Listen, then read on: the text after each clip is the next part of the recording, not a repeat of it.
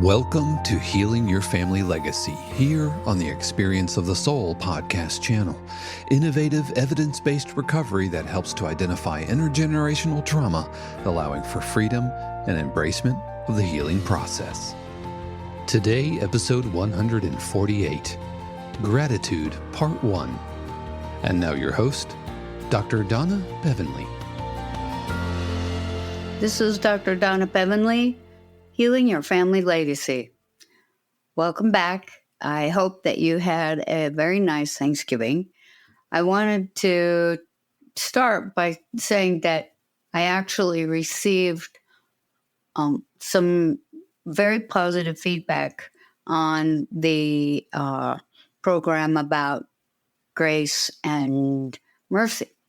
And I was pretty moved by what I understood about that. And so I just wanted to, it's a good time to talk about, grace and mercy when we've all had Thanksgiving and maybe spent some time with our family. And I hope that if you did, that it was a positive experience, but also to talk about gratitude. Now, a while back, I talked about vent writing, where you write all the things that you're angry about, upset about, all those things. And, I also said that, gratitude lists are very, very useful for people, but also vent writing is very useful for people. When we're going through holidays like Thanksgiving, my guess is that you had some time to think about what you were grateful for. And, there's some basic things that most people are grateful for. Most, I'm saying, because I know that there are people who are really suffering out there that, you're really in stress. And so, but I hope that you're grateful for your life. I hope that you're grateful for, if you happen to live in a home, if you happen to be able to, go to the refrigerator or go to the pantry and, get food and cook up food and all that kind of thing. And for most of us, that is true. Okay.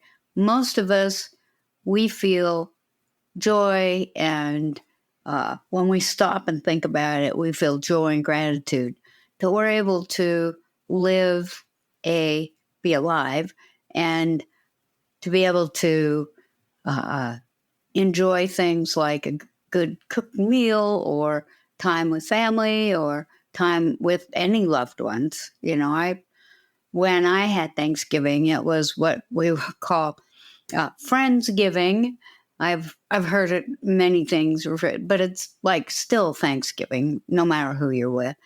And we had a nice time with our friends and their children, and it reminded me of how grateful I am that I have these people in my life. I know that it's very important for us to have people in our lives that we can count on, to be there when we need them.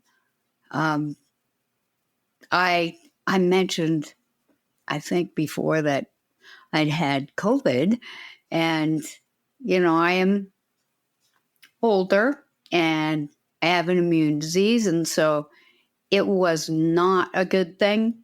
And even though I had all my shots and everything, I probably avoided really serious illness by having my vaccinations up to date. But I'll tell you, that was a horrible experience. That COVID is really a terrible experience. But given all that, so I don't live around family, and even if I did, I don't know if I'd get a big response. But my friends, I had a big response from my friends. One day, two of my friends came over with a great big basket of food. Um, it was easy. That was the kind of food that's easy to prepare. So my wife was able to prepare it easily because she had also, I got COVID and then her mother passed away. So we were in a little bit of distress. And also, she had COVID and was getting over it when I got it. So we were in a lot of distress, between her mother passing, both of us sick with COVID. But our friends showed up. Our friends showed up. One of my friends is a physician, and every day she would say, I'm coming over to be able to lay my eyes on you, which, geez, that was really amazing. I mean, of course, she walked in with masked up and everything, but still, she wanted to make sure I was okay. And by me telling her that I was doing better, it's like, no, I want to be able to see it. And I understand that. I feel the same way when people I care about are not doing well. And then to bring us, like, this was a basket of food that lasted us for probably 4 days.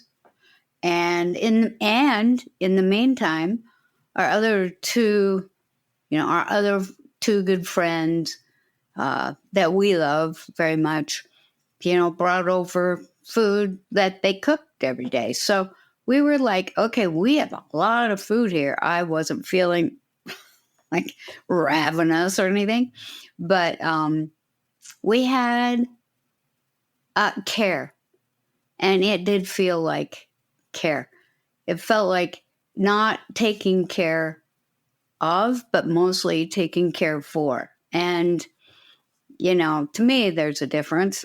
You take care of somebody, they can't take care of themselves. Well, we would have managed somehow, but to care for us, it felt pretty wonderful to have people that cared enough for us that they were willing to help us in time of need.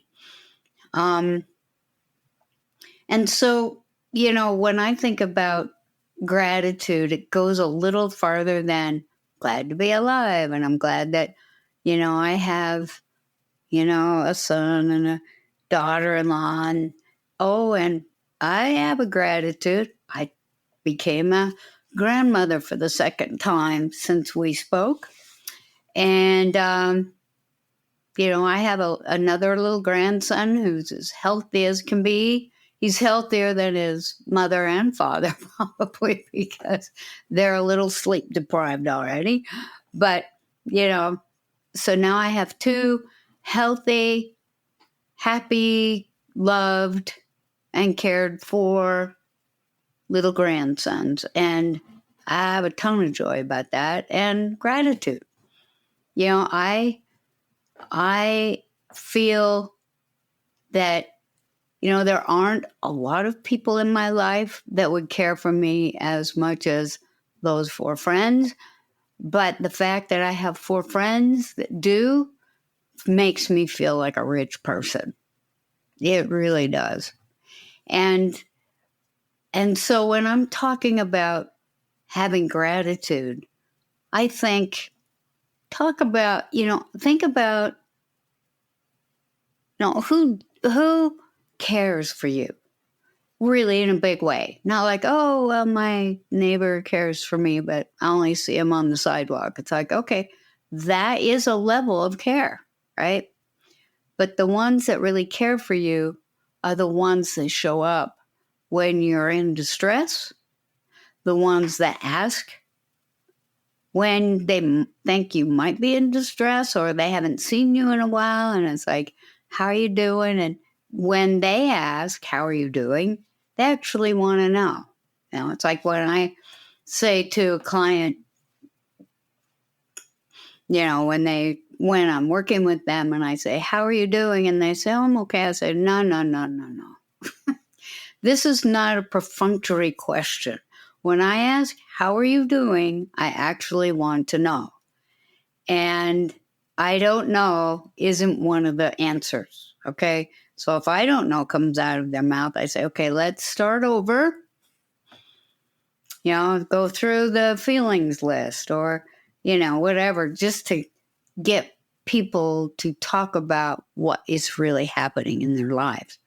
And, who cares for them? And I know that there are people out there, might even be listening to me right now, who really don't feel connected to anyone. And when holidays arrive, coming up with a list of things that they're grateful for feels kind of empty and sad and lonely.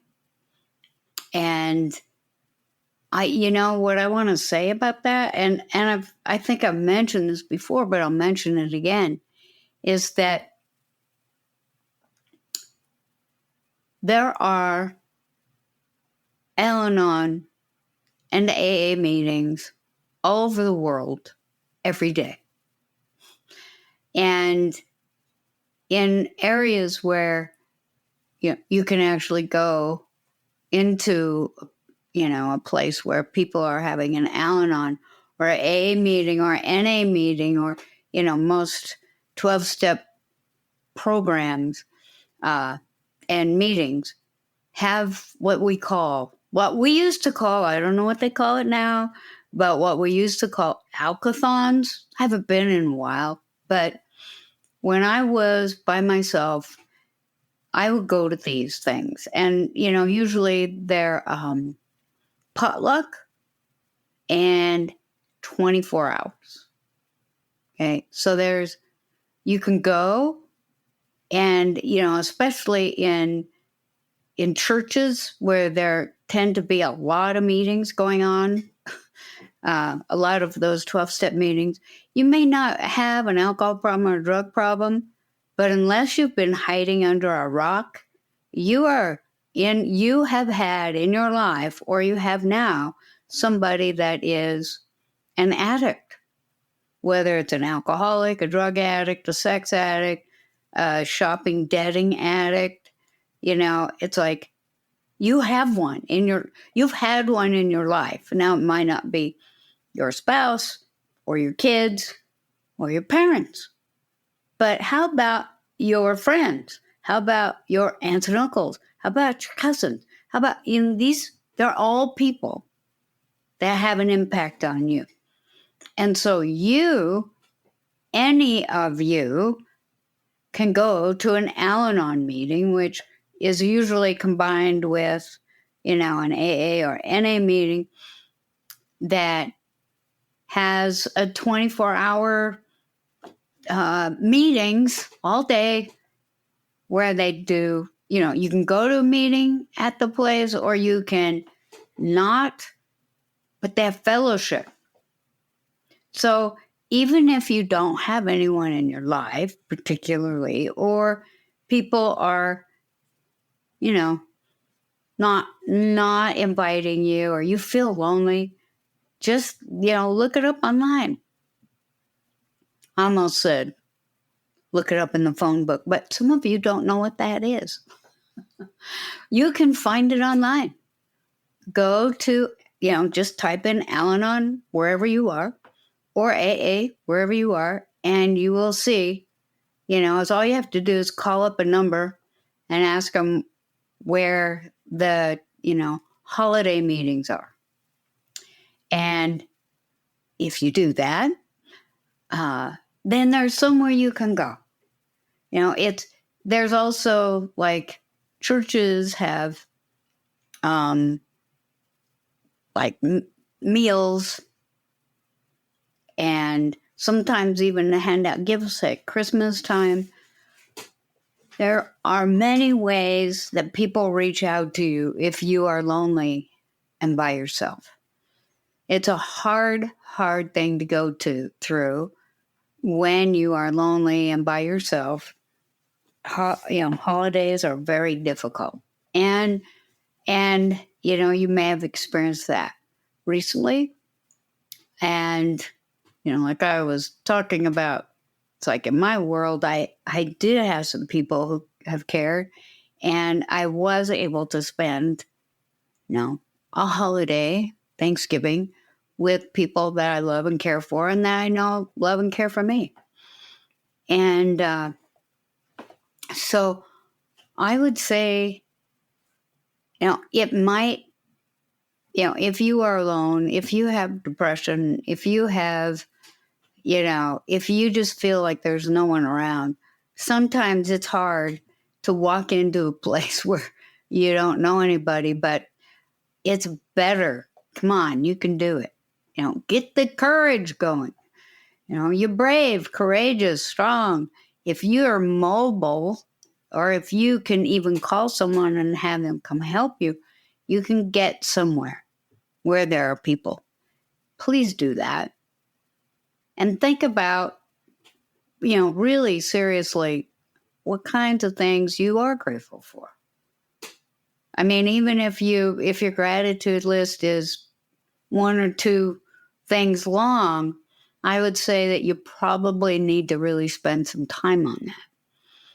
Because, unless, even if you have serious depression, you probably have a therapist, hopefully. You would have a psychiatrist, hopefully, somebody that's helping you, maybe giving you medication. Well, if you have medication because of a mental illness, you can be grateful for that medication. And if you have a therapist or a psychiatrist, you have somebody that cares for you. And you can be grateful for that. And if you have, you're in a group or you're already in a 12-step program, you can be really grateful for that.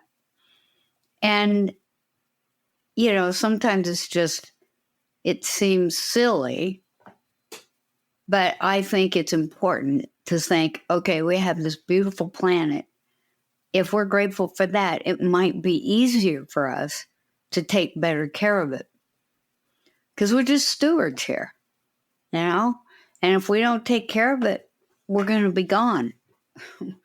The cockroaches will still be here. The bacteria and viruses, they'll outlive us. But if we take care of our planet, we'll be able to continue to have water that is clear and clean. We'll continue to have air that is clear and clean.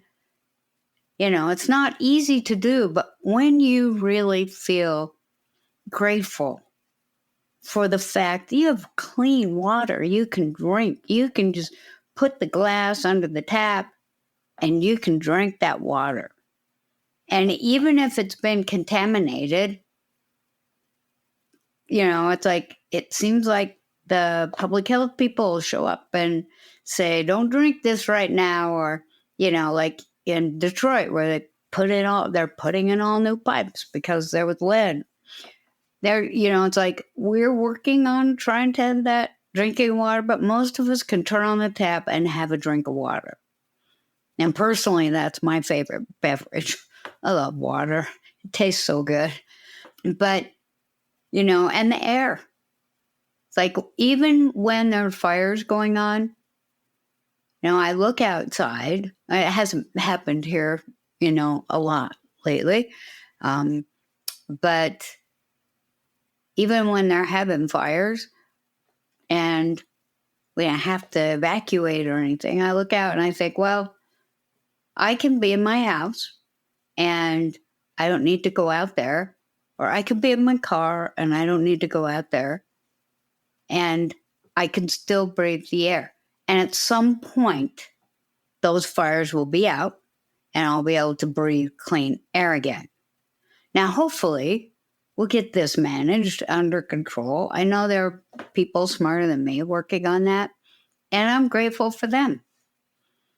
I'm grateful for the air I can breathe. I'm grateful for the water. I'm grateful for the food I can eat. And, I'm grateful for healthcare providers. Now, I'm a mental health care provider, but I'm really grateful for, even just an emergency room or urgent care center where if you're sick and you need help, they're there. It's hard sometimes because I get it. They're leaving the profession. And, it's kind of hard to keep good docs around sometimes, but they're there. And, I really have a lot of gratitude for that. So, when you're thinking about what you're grateful for, it's a good thing to just take a day and say, okay, what happened in my life today that I know that not everybody has? I know that not everybody does. And I can, and I do. That's enough. That level of gratitude is really part of a spiritual practice. The fact that I can wake up and stand up every day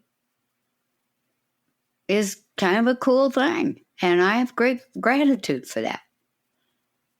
And, that I'm not so sick that I might be dying. That's, I have gratitude for that. And, I guess maybe when you're older, you think about that. But I'll tell you what, sometimes when I'm out hiking in different areas and I see these people climbing up the face of a mountain, okay, then let me know how that works. And sometimes they fall. I'm a little more careful than that. I'm not going to do that. When I was younger, I did that once, and I didn't really care for it very much. But, being out in nature, of course, if you've heard me talk before, you know that is my spiritual place, being out in nature. And, I was just out, I guess it would have been Monday. I was on this hike. It was so great. It was 11 miles. And, it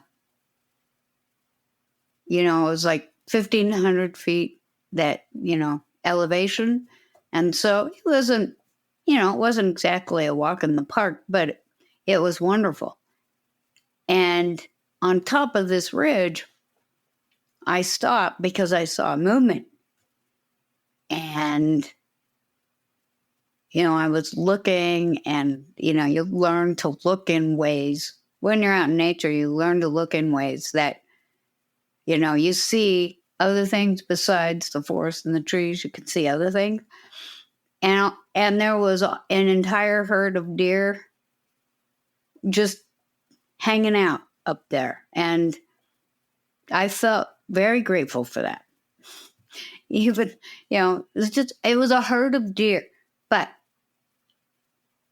I felt grateful, and I felt gratitude that they were there, and that, it reminded me of how many different species there are in this world and how many of them are endangered. I was glad that these aren't endangered. Trust me. We have town deer here that hang out in the yard. But, seeing them in the wild was pretty wonderful. Being able to walk for 11 miles in the mountains, I felt a lot of gratitude for that. And, I feel so much gratitude when I can do that, because I know that, well, my friends tell me that that's not something that most people can do all the time. And I guess I don't think that they're lying to me. I just had never thought of that really very much in my life, because that's what I've always done. But then I look around, like when I'm out in the world, and I see that that's probably true. Most people are either in their cars or, not doing much. And that's probably why I don't see very many people when I'm doing it. I saw 2 the other day. But it's like, if you're grateful for your body, take care of it. It doesn't mean you have to hike 10 miles in the mountains. It doesn't mean that. If you're grateful for your body, which, by the way, is your primary source of transportation, and will always be your primary source of transportation, you want to take care of that. You want to it's not complicated. I had a client I was telling, this is what you do. And he looked at me with this like stunned look on his face and he said, is that all you have to do? Yes. You get sleep. You get enough sleep. At least 8 hours. You eat as cleanly as you can, which means, it's like eat fruits and vegetables. Eat things that are good for you, not, that doesn't mean you can never go through a drive-through at one of the fast food places. But have that be the last resort, right? You can get food, if you really, use all of the things that you can do. It's like, I know when we go grocery shopping, we probably go to 3 different grocery stores so that we can get the best price on what we want. It's not, that isn't complicated. So you eat a nutritional diet. You get enough sleep. You get a friend, get people in your life. If you don't have anybody, go volunteer. Good grief, there are enough places to volunteer. And that gets you out of yourself too. When you're volunteering to do something else that really does get you out of yourself. And then, of course, exercise. And if you do that, it's really not complicated. It is simple. It is not easy. If you're not already doing it, it isn't easy. But if you are already doing it, then when you miss, when you have to go through a drive-through, you don't want to. You're not looking forward to it. You're just saying, there isn't anything else around here and I need to eat some. Or, it's like you think, oh, there's a really good TV show on, but I don't want to have it, mess with my sleep. No, it isn't easy to break habits. But if you start doing it, it gets easier and becomes more normal for you. So it gets normalized. So anyway, that gratitude, that's those suggestions about how you can improve on your life if you're not already doing it. Consider it. Thank you for listening to Healing Your Family Legacy here on the Experience of the Soul podcast channel. This channel is made possible because of listeners just like you. If you would like to support the channel with your tax-deductible contribution on an ongoing basis or through a one-time gift, head over to experienceofthesoul.com/support. Healing Your Family Legacy is copyright 2023, Dr. Donna Bevan-Lee, all rights reserved. Our theme music is composed by Dave Croft and used with permission. The Experience of the Soul podcast channel is a production of 818 Studios.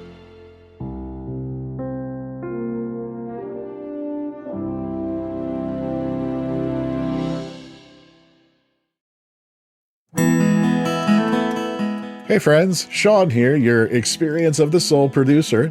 I want to take a moment to tell you about something truly exciting. The SoulWorks online community, created by your host, Cynthia Alice Anderson, and available on the Mighty Networks app. If you're looking for a place where you can explore your spiritual path, connect with others, and grow in a meaningful way, then this is for you. SoulWorks is so much more than an online community. It's a safe, inclusive space for spiritual exploration, self-discovery, and personal transformation. Inside the community, you'll find everything from uplifting spiritual studies to soul-centered growth practices, meditations, affirmations, and so much more. It's a space where you'll always be supported and never judged. The best part, membership is free. You'll have access to powerful resources, inspiring content, and a supportive group of like-minded people who are all on their own unique spiritual journeys. And if you're ready to dive deeper, there are premium options available to enhance your experience with a live Monday night talk series and extended, deeper meditations. If you're seeking a place to connect, grow, and nurture your soul, we would love to have you join us in the SoulWorks community and see where this journey can take you. Visit my.soulworkscommunity.com today.